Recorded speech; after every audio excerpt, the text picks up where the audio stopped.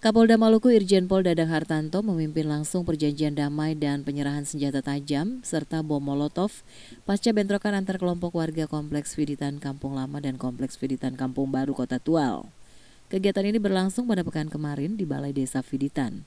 Momentum ini menjadi tonggak penting dalam proses pemulihan situasi Kamtibmas pasca konflik horizontal yang sempat mengganggu ketenangan warga. Kegiatan dihadiri unsur Forkopimda dan lintas sektoral, tokoh adat, tokoh agama, tokoh pemuda, serta perwakilan masyarakat dari kedua kompleks yang sebelumnya terlibat pertikaian. Prosesi penyerahan senjata tajam dan bom molotov oleh perwakilan kedua kubu secara terbuka. Sejumlah senjata yang sebelumnya digunakan dalam aksi saling serang dikumpulkan dan diserahkan kepada aparat keamanan sebagai simbol kesungguhan bersama untuk mengakhiri kekerasan dan menutup ruang konflik. Langkah ini merupakan bagian dari strategi cooling system yang dikedepankan Polda Maluku dengan pendekatan persuasif, dialogis, dan humanis tanpa mengesampingkan proses penegakan hukum terhadap pelanggaran yang telah terjadi.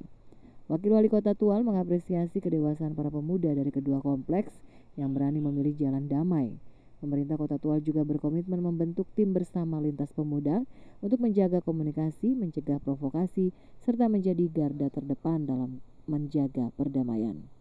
Kapolda Maluku mengajak seluruh masyarakat mensyukuri lahirnya kesadaran kolektif untuk berdamai.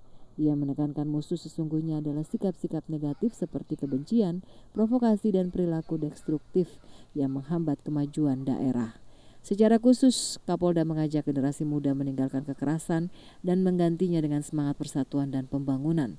Ia juga mengingatkan para orang tua agar lebih aktif mengawasi dan membimbing anak-anaknya agar tidak terjerumus dalam tindakan melanggar hukum. Ia menegaskan Polri tetap akan menjalankan proses hukum secara profesional dan proporsional terhadap setiap pelanggaran.